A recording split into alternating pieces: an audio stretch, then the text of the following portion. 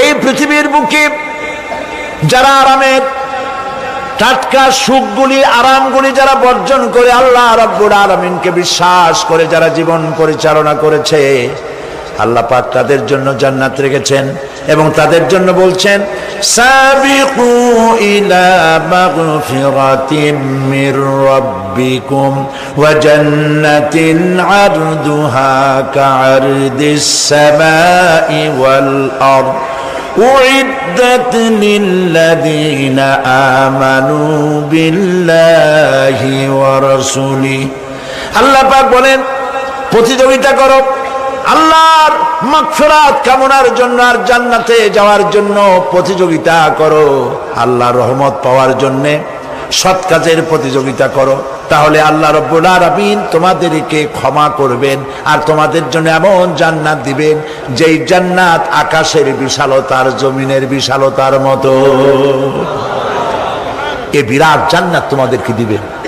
এই জান্নাত চিরস্থায়ী সুখ এবং শান্তি জায়গা হবে। মাসালুল জান্নাতিল্লাতী উইদাল মুত্তাকুন ফিহা আনহারুম মিন মাইন গায়রি আসিনিন ওয়া আনহারুম মিন লাবানিন লাম ইয়াতাগায়্যার তা'আমুহু। আল্লাহ পাক বলছেন জান্নাত আল্লাহ পাক ওয়াদা করেছেন মুত্তাকিদের জন্য। আল্লাহ পাক জান্নাত দিবেন যে জান্নাতের ভেতরে রয়েছে মধুর প্রস্রবণ, রয়েছে দুধের প্রস্রবণ, রয়েছে সেখানে স্বচ্ছ পানীয় পানির প্রস্রবণ রয়েছে। এই সুন্দর জান্নাত ঝর্ণা ধারা আল্লাহ পাক সৃষ্টি করেছেন, বাগ বাগিচা দিয়ে ভরে রেখেছেন জান্নাত। সেই জান্নাতে জান্নাত হবে এয়ার কন্ডিশন, রৌদ্রের তাপ হবে না সেখানে, রৌদ্রের খরতাপ হবে না সেখানে, ঠান্ডার প্রচন্ডতা থাকবে না। কিরকম হবে জায়গাটা? আল্লাহ পাক বলছেন মুত্তাকিনা আলাল আরাইকি লা ইয়ারাউনা ফিহা শামসান ওয়ালা জামহারিরা ওয়া দানিয়াতান আলাইহিম যিলালুহা ওয়া যুল্লিলাত কুতুফুহা তাযলিলা। আল্লাহ পাক এমন জান্নাত রেখেছেন, সেই আল্লাহ পাক সেই জান্নাতের ভিতরে জান্নাতীরা ঠেস লাগায়া মুখোমুখি অবস্থায় তারা সেখানে বসবে, আর জান্নাতীদের মনের মধ্যে কোনো দুঃখ থাকবে না, পেরেশানি থাকবে না। পৃথিবীতে মানুষের দুঃখ থাকে, পেরেশানি থাকে, সেখানে কোনো দুঃখ আর পেরেশানি থাকবে না। সেই জায়গাটা হবে শীতাতপ নিয়ন্ত্রিত, না শীত না গরম, চির বসন্ত বিরাজ করবে। জান্নাতীরা সেখানে থাকবে। এই সুন্দর জান্নাত আল্লাহ পাক রেখেছেন মুত্তাকিদের জন্য। সুবহানাল্লাহ। কাফেরদের জন্য জান্নাত হবে, জাহান্নাম হবে চিরকাল। খালিদিনা ফিহা আবাদান, চিরকাল কাফেরেরা জাহান্নামে থাকবে। সর্বশেষ যে ব্যক্তি জাহান্নাম থেকে মুক্তি লাভ করবে তাকে আল্লাহ পাক বলবেন, ফেরেশতাদেরকে বলবেন, ও আমার ফেরেশতারা আমার এই বান্দাকে জান্নাত এবং জাহান্নামের মাঝখানে রেখে দাও। জান্নাত এবং জাহান্নামের মাঝখানে লোকটি যখন থাকার জায়গা পাবে সে জান্নাতের দিকে তাকায়া দেখবে আর কাঁদতে থাকবে। আল্লাহ পাক জিজ্ঞেস করবেন, বান্দারে যুগের পর যুগ ধরে জাহান্নামে কেঁদেছো, আমি রব্বুল আলামিন জাহান্নাম মাফ করে দিয়া জান্নাত জাহান্নামের মাঝখানে রেখে দিয়েছি, আযাব থেকে তো বেঁচে গেছো, এখন কান্দো কেন?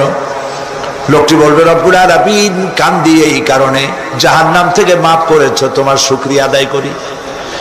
জান্নাত তো আমার কপালে নাই, কিসমতে নাই, কিন্তু জান্নাত আমি এখান থেকে দেখতে পাচ্ছি।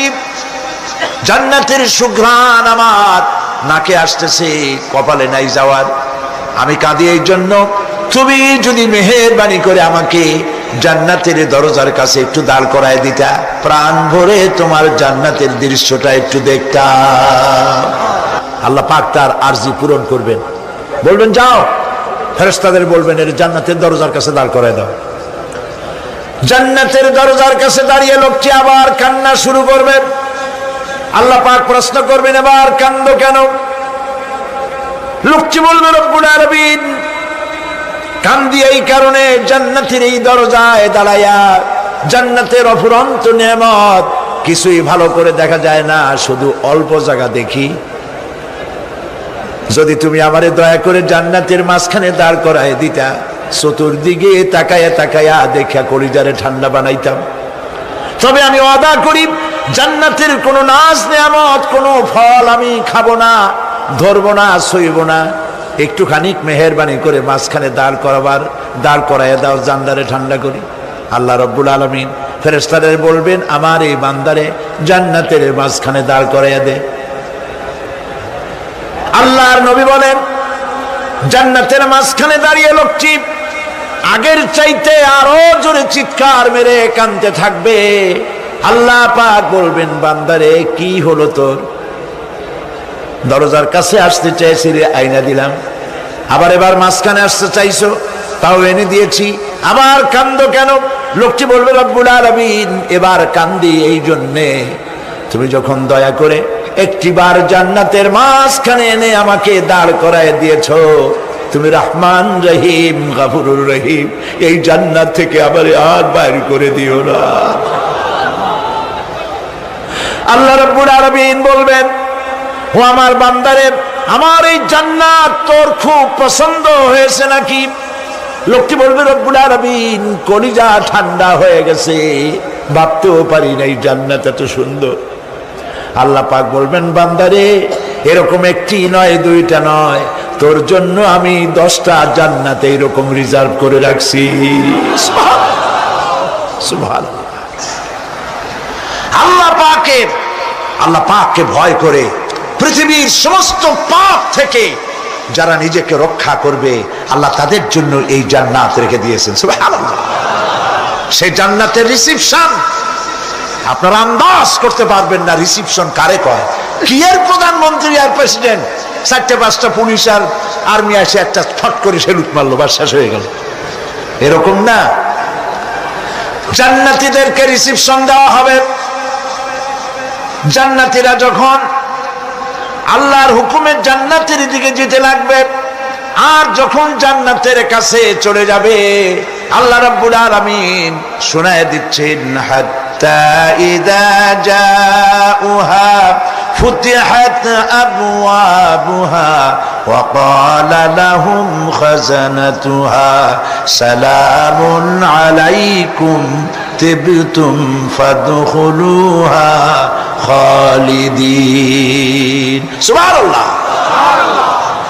জান্নাতীরা যখন জান্নাতে প্রবেশ করার দরজার মুখোমুখি হবে, দ্বার রক্ষীগণ তখন বলবে, সালামুন আলাইকুম, আল্লাহর শান্তি তোমাদের উপরে বর্ষিত হোক। সুবহানাল্লাহ। দুনিয়ার টাটকা টাটকা সুখগুলি 2 পা দিয়ে ঠেলে দিয়েছো, টাটকা সুখগুলি গ্রহণ করো নাই, হারাম খাও নাই, আল্লাহর দ্বীন কায়েমের জন্য রক্ত দিয়েছো, জীবন দিয়েছো, কষ্ট করেছো, আল্লাহকে ভয় করেছো।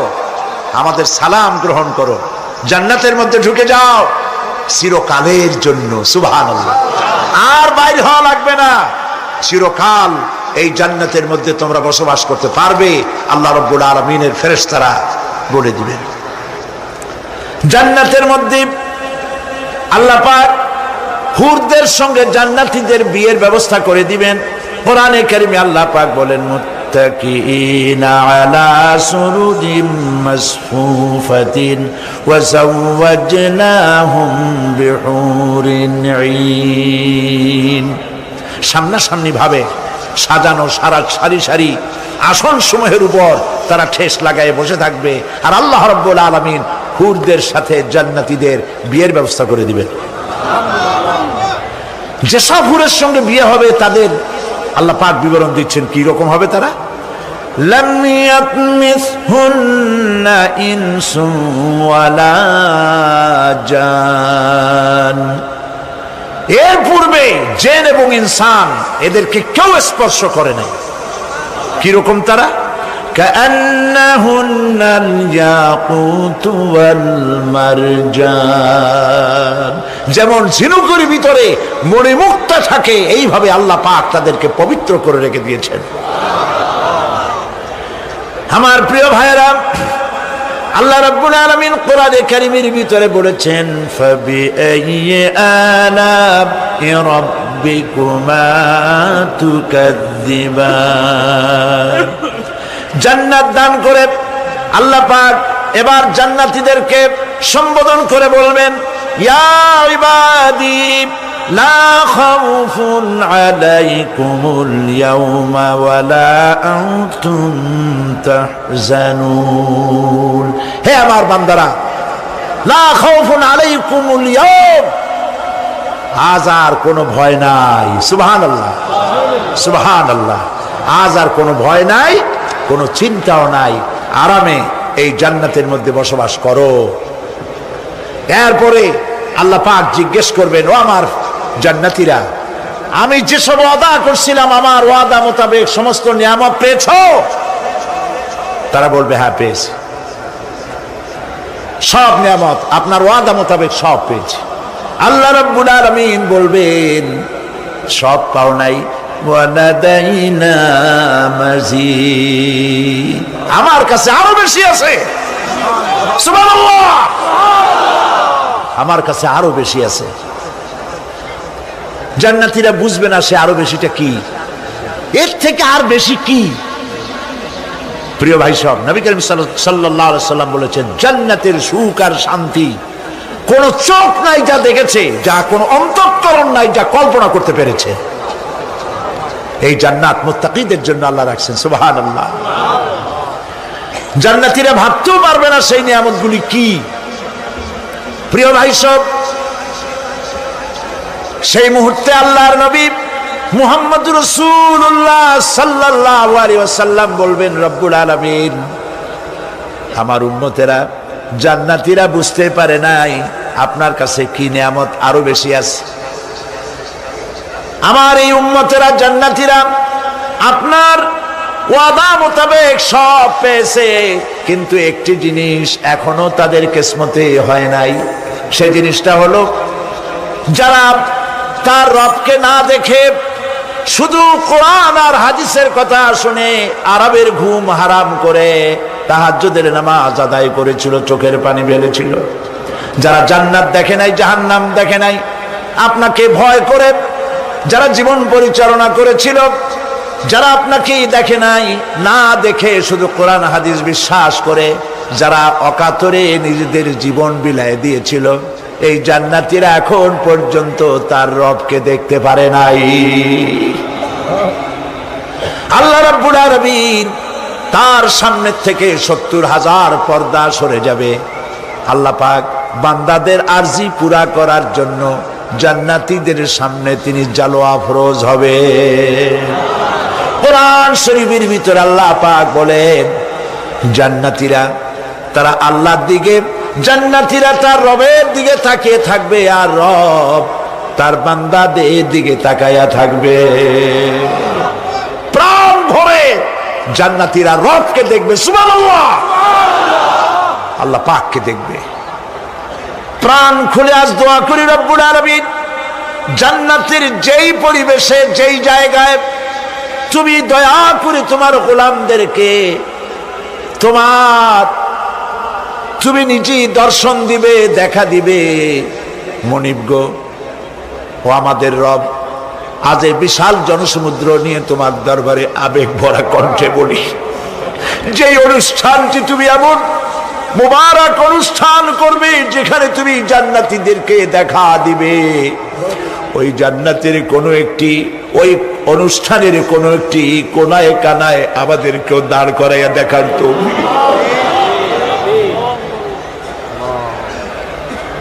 প্রিয় ভাই সব, আল্লাহ রাব্বুল আলামিন মানুষের সামনে এত সব নিয়ামত রেখেছেন, এই জান্নাত দান করবেন। এরপরে আল্লাহ রাব্বুল আলামিন কোরআনে কারীমের মধ্যে বলেছেন রব্বিস সামাওয়াতি ওয়াল আরদি ওয়া মা বাইনাহুমার রাহমানি লা ইয়ামলিকুনা মিনহু খিতাবা। এসব পুরস্কার রয়েছে তোমাদের সেই রবের পক্ষ থেকে যিনি আকাশ আর জমিনের মালিক। সুবহানাল্লাহ বলবেন না? যার সামনে কথা বলার ক্ষমতা কারো হবে না। এটি একটি মারাত্মক কথা। কিয়ামতের দিন আল্লাহর দরবারে কেউ কথা বলতে পারবে না আল্লাহর নির্দেশ ছাড়া। একটি আকীদা পরিষ্কার করে নিয়ে যান আপনাদের, সে আকীদাটা এভাবে পরিষ্কার করুন, কোন পীর সাহেব, কোন খাজা বাবা, কোন মাওলানা, কোন মুহাদ্দিস, কোন বুজুর্গ আপনাকে সুপারিশ করতে পারবে না যদি না আল্লাহ পাক তাকে কথা বলার তৌফিক না দেন। মনে থাকবে এটা। আয়াতুল কুরসির ভিতরে আমরা পড়ি, মান যাল্লাযী ইয়াশফাউ ইনদাহু ইল্লা বিইযনিহি। আল্লাহ পাক বলেছেন কিয়ামতের দিন আল্লাহর দরবারে কার সাহস আছে কথা বলতে পারে? মান যাল্লাযী ইয়াশফাউ ইনদাহু ইল্লা বিইযনিহি।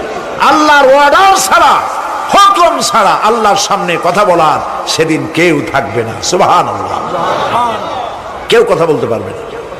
সুপারিশ করতে হবে আল্লাহ যারে বলেন তুমি করো, অমুকের জন্য করো, সেই ব্যক্তি শুধু তার জন্যই করতে পারবে, আর কেউ কথা বলতে পারবে না। সেই কঠিন হাসরের ময়দান, যেদিন শুধুমাত্র আল্লাহ পাক কথা বলবেন, আর যারে বলতে বলবেন সেই কেবলমাত্র বলতে পারবে।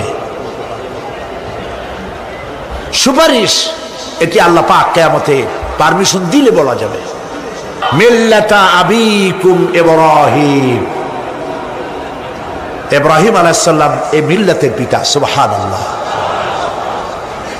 হযরত ইব্রাহিম আলাইহিস সালাম কিয়ামতের দিন বলবেন, আল্লাহ আমার আব্বার জন্য সুপারিশ করছি। আল্লাহ পাক বলবেন মঞ্জুর হবে না।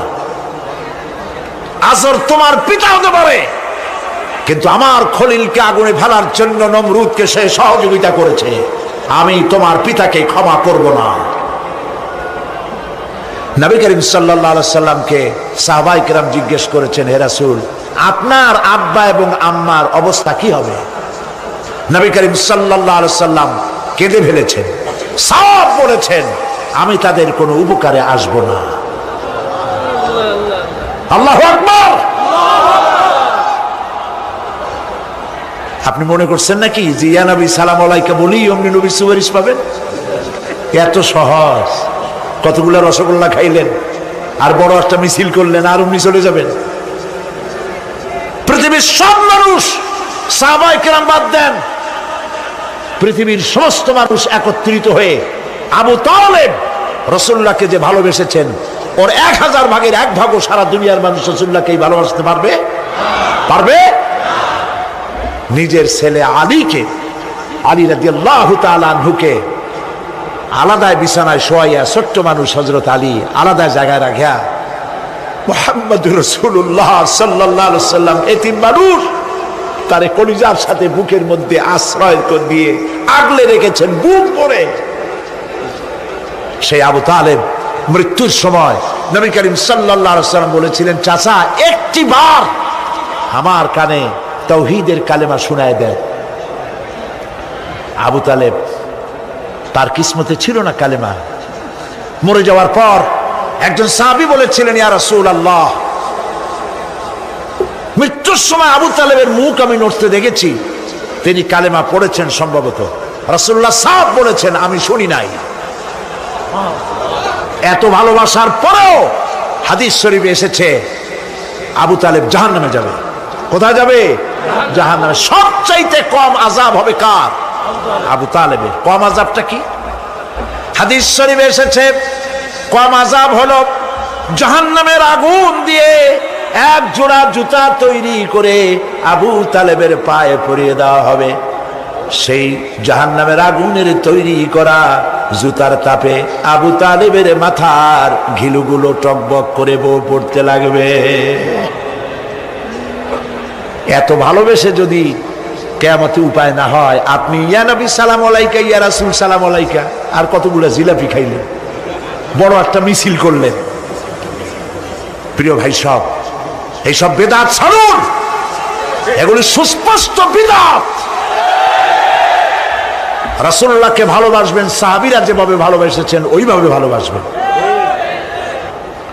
আল্লাহ রাব্বুল আলামিন বলেন, যালিকাল ইয়াউমুল হক ফামান শাআ আত্তাখাযা ইলা রাব্বিহি মাআবা। এই দিনটি অবশ্যই আসবে, সেদিনটি নিশ্চিতভাবে আসবে। আর এখন যার ইচ্ছা সে তার রবের দিকে অগ্রসর হোক। ইন্না আনজারনাকুম আযাবান করিবান ইয়াওমা ইয়ানজুরুল মার'উ মা কদ্দামাত ইয়াদাহু ওয়া ইয়াকুলুল কাফিরু ইয়া লাইতানি কুনতু তুরাবা। ইন্না আনজারনাকুম আযাবান করিবা, খুব নিকটবর্তী একটি আযাব সম্পর্কে আমি তোমাদেরকে সতর্ক করে দিলাম। কে বলতেছেন? আল্লাহ পাক। লক্ষ্য করুন আল্লাহ কি বলছেন, খুব নিকটবর্তী একটি কঠিন শাস্তি, আযাব অর্থাৎ কিয়ামত, এ সম্পর্কে আমি তোমাদেরকে সতর্ক করে দিলাম। ইয়াউমা ইয়ানজুরুল মার'উ মা কদ্দামাত ইয়াদা, সেদিন প্রত্যেকটি লোক যা সে পাঠিয়ে দিয়েছিল এখানে, অর্থাৎ যা করেছিল সেগুলি সে দেখতে পাবে। আর তখন ওয়ায়াকুলুল কাফিরু ইয়া লাইতানি কুনতু তুরাবা।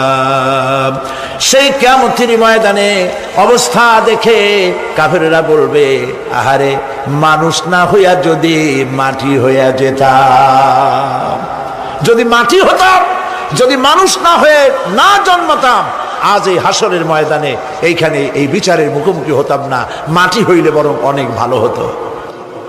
এই পৃথিবীতে আমরা এসেছি, চলে যাব, যাওয়ার আগে এই কোরআন একটি বিশাল জনগোষ্ঠী এমন বানাতে চেয়েছে যে জনগোষ্ঠী এই কোরআন দিয়ে একটি বিশাল সমাজ গড়বে, রাষ্ট্র গড়বে, এমন রাষ্ট্র গড়বে যেই রাষ্ট্রে দুঃখ থাকবে না, অশান্তি থাকবে না, যেখানে সুখ থাকবে, সমৃদ্ধি থাকবে, আর কিয়ামতের দিন আল্লাহর জান্নাতে তারা চলে যাবে।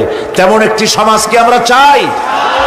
সবাই বলেন সেরকম একটি সমাজকে আমরা চাই। প্রিয় ভাই সব, কিয়ামতের দিন আমরা যেতে চাই জান্নাতে। কোথায় যেতে চাই বলেন? জোরে বলেন। এই জান্নাতে যাওয়ার জন্যে, এই জান্নাতে যাওয়ার জন্য দুইটা কাজ করতে হবে। কয়টা কাজ?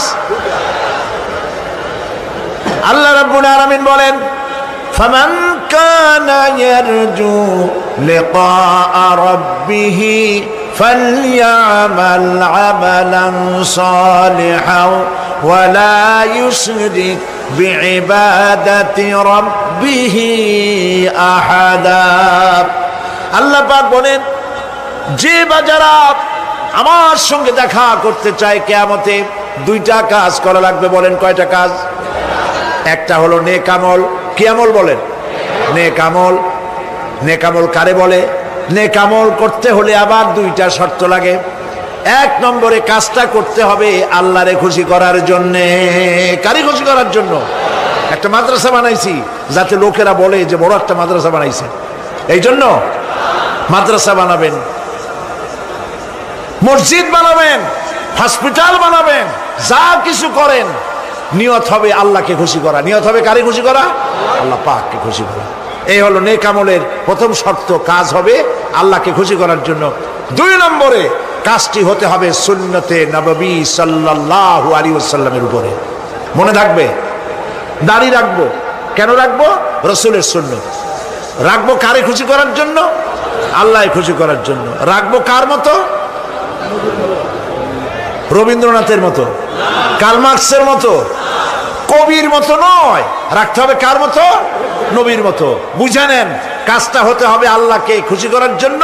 দুই নম্বরে কাজটা হতে হবে সুন্নতে নববী সাল্লাল্লাহু আলাইহি ওয়াসাল্লামের উপরে হতে হবে। তাহলে এই হলো এক নম্বর। জান্নাতে যাওয়ার জন্য, আল্লাহর সাথে দেখা করার জন্য এক নম্বরের কাজ হলো নেক আমল। বলেন এক নম্বরের কাজ কি?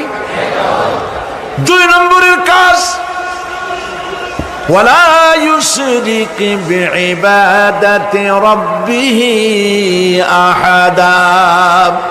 আল্লাহ রাব্বুল আলামিনের ইবাদতের সাথে কাউকে শরীক স্থাপন করা যাবে না। আমরা যারা মুসলমান, অধিকাংশ মুসলমান শিরকের ভিতরে মুবতালা হয়ে আছে। বিশ্বাস করেন কিনা বলেন? কাফেরেরা তো মুশরিক আছেই, ওরা তো মুশরিক আছেই, কিন্তু আমরা মুসলমানেরা আমাদের আমলের মধ্যে আমাদের অজান্তে সবের নিয়তে অনেক শিরক আমরা করে বসি। নাউজুবিল্লাহ, বলেন নাউজুবিল্লাহ। এই জন্য আমি বারবার সতর্ক করি, নিজেকেও করি, আপনাদেরকেও করি। এই কারণে করি, শিরকের গুনাহ আল্লাহ মাফ করবেন না। ইন্না শিরকা লাযুলমুন আযীম, শিরক মস্ত বড় অপরাধ, জুলম, আল্লাহ মাফ করবেন না। আল্লাহর কাছে কান্দে কান্দে মাপ চাওয়া লাগবে যে আল্লাহ শিরক থেকে আমাকে রক্ষা করো, বাঁচাও। অনেক গোপন শিরক আছে। মাজারে যান, পীর সাহেবের কাছে যান, মনে যদি নিয়ত থাকে উনি ফু দিলে আমি ভালো হবই, উনি তাবিজ দিলে আমার বাচ্চা হবেই, উনি আমারে দয়া করলেই আমার ব্যবসায় উন্নতি হবেই, এইটার নাম শিরক।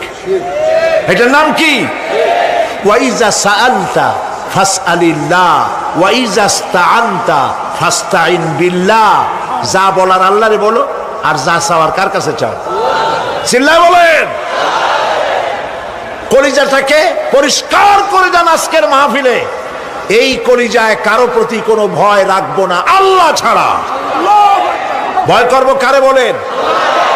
মহব্বত আল্লাহ ছাড়া, এত বেশি মহব্বত আর কাউকে করব না। আল্লাহ তাআলা আমাদের কলিজায় তোমার ভয় এবং মহব্বত দিয়ে ভরে দাও, রাসূলের মহব্বত দিয়ে আমাদের দিলকে ভরে দাও। বিশ্বাস করুন ভাই সাহেব, কোরআন শরীফ আমার সামনে, বিশ্বাস করুন, দেশি পীর বিদেশি পীর, খাজা বাবা দেশি এবং বিদেশি, কেউ আপনার ভাগ্য বদলাই দিতে পারবে না। এই পিছনে দৌড়ায় দৌড়ায় কোনো লাভ নয়। এতক্ষণ মসজিদের ভেতরে বসে আল্লাহর কাছে কাঁদেন। ওয়াকালা রাব্বুকুম উদউনি আস্তাজিব লাকুম। তোমার রব বলেছে আমারে ডাকো, আমি ডাকের সাড়া দিয়ে দেব। সুবহানাল্লাহ। আর আল্লাহ বলেছেন আমার ইবাদতের সাথে কাউকে শরীক করবে না। খবরদার। আলাইসাল্লাহু বিকাফিন আবদা। আল্লাহ প্রশ্ন করছেন, আলাইসাল্লাহু বিকাফিন আবদা, আমি কি আমার বান্দার জন্য যথেষ্ট নই?